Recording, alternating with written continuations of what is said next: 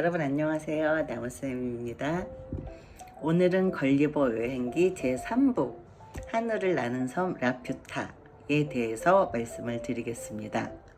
선장이 된 걸리버는 해적을 만나 표류하다가 하늘을 둥둥 떠다니는 거대한 섬 라퓨타에 구조됩니다.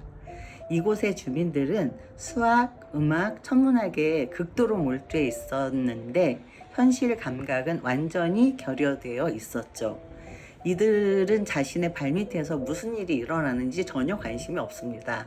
항상 추상적인 사고에 빠져 있어 대화를 할 때도 하인이 가죽 자루에 콩을 넣는 도구, 즉 플래퍼로 귀나 입을 툭툭 쳐줘야지만 비로소 현실로 돌아와 말을 할 정도입니다. 라퓨타는 그저 하늘에 떠있는 섬이 아닙니다. 섬 아래에 있는 지상 도시인 발리바비 위에 그림자를 드리워 햇빛을 가리거나 심한 경우 섬을 아래로 내려보내 도시를 깔아야 뭉개겠다며 백성들을 공포로 몰아넣고 세금을 뜯어내는 압제적 도구로 쓰입니다. 지상으로 내려온 걸리버는 발리바비라는 나라를 방문합니다. 이곳의 왕도는 극심한 기근과 폐허로 가득한데 이는 수도에 있는 학술원 때문이었습니다.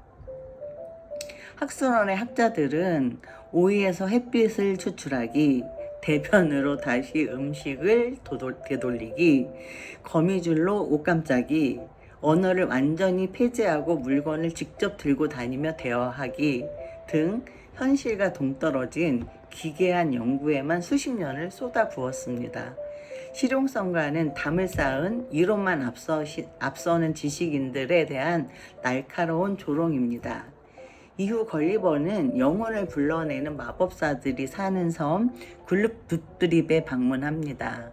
그는 이곳에서 역사 속의 위대한 인물을 만나 대화를 나눕니다.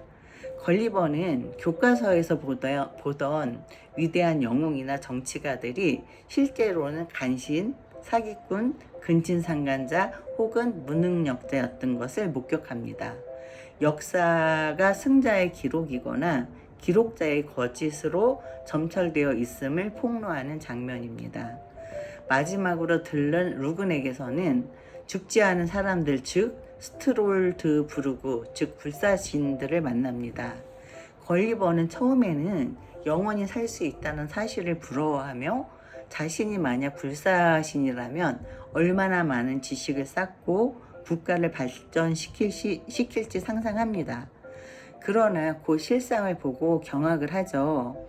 이들은 죽지 않을 뿐 늙음의 고통으로부터는 자유롭지 않다는 것이었습니다. 80세가 넘으면 모든 권리를 박탈당하고 기억력도 잃고 세상과 소통할 수 없는 상태로 영원히 늙고 병든 채 살아가는 저주받는 존재들이었습니다. 3부는 앞선 1부, 2부처럼 눈에 보이는 권력 다툼이나 신체적 차이를 다루지는 않습니다. 대신 조나단 스위프트는 지식과 과학이라는 가면을 쓴 인간의 오만함을 도마 위에 올리죠. 라퓨타인들처럼 구름 위에 떠서 현실을 보지 못하는 지식인 혹은 학술원의 학자들처럼 실생활에는 아무런 도움도 안 되는 이론에만 매몰린 과학자들, 오늘날 전문성이라는 이름으로 대중과 소통을 단절한 채 자신들만의 세계에 갇혀있는 엘리트주의를 비웃는 것만 같습니다. 발리바비의 학술원 장면은 이 책의 백미라고 저는 생각을 합니다. 오이에서 햇빛을 추출하겠다는 연구는 현대의 관점에서 보면 황당한 코미디지만 당대나 지금이나 실용성 없는 지식에 몰두하는 지적 허영심을 비평하는 아주 강력한 은유라는 거죠. 우리는 종종 복잡하고 거창한 이론을 내세우는 것을 지적이라고 착각을 합니다. 하지만 그 지식이 굶주리는 백성을 구하지 못하고 오히려 국가의 자원을 낭비하며 현실을 황폐하게 만든다면 그것이 무슨 소용일까요?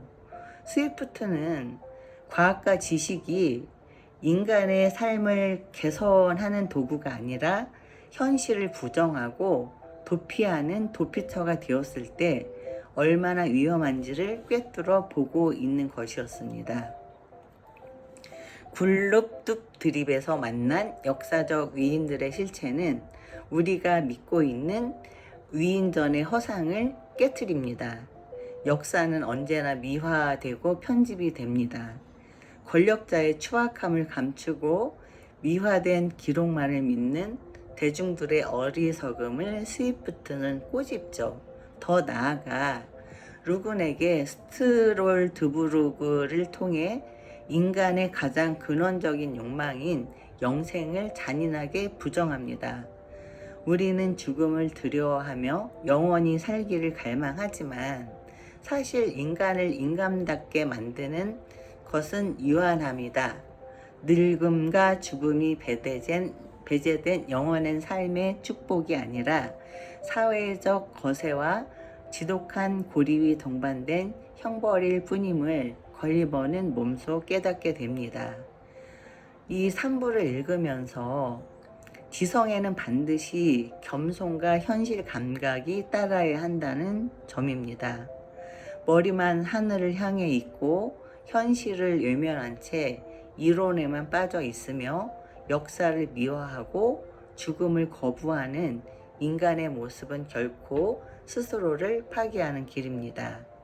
바쁜 일상 속에서 종종 내가 지금 왜 이렇게 바쁘고 사나 싶을 때가 이렇게 생각할 때가 아마 있을 겁니다. 그럴 때 라퓨타의 섬처럼 구름 위에서 현실을 내려다보는 추상적인 고민보다는 지금 내 옆에 있는 사람과 오늘 내가 챙겨야 할 실질적인 행복에 집중한다는 것이 얼마나 소중한지 이 책은 일깨워 줍니다. 지식은 하늘에 떠 있는 섬이 아니라 우리가 딛고 있는 이 땅 위에 뿌리를 내려야 빛을 발한다는 것을 말합니다. 이렇게 걸리버 여행기 라퓨타 제3부 리뷰는 마치도록 하겠습니다. 참 이 걸리버 여행기가 제4부로 돼 있다고 했잖아요. 읽으면 읽을수록 이렇게 그 인간의 추악하고 이기적인 그 본심을 정말 호되게 회초리를 드는 것 같아서 저 인간으로서 뭐라 그럴까 좀 반성도 되는 것 같고요. 그 오래전에 이런 작품을 썼다는 거에 대해서 굉장한 훌륭한 작가라는 생각이 듭니다. 예, 오늘 3부는 여기에서 마감하고요. 다음 시간에는 4부로 돌아오겠습니다. 여러분 구독, 좋아요 눌러주세요. 구독, 좋아요는 사랑입니다. 항상 이렇게 말을 하는데도요, 구독자가 그렇게 늘지를 않더라고요. 구독 눌러주기가 뭐가 힘들어요. 여러분 안녕.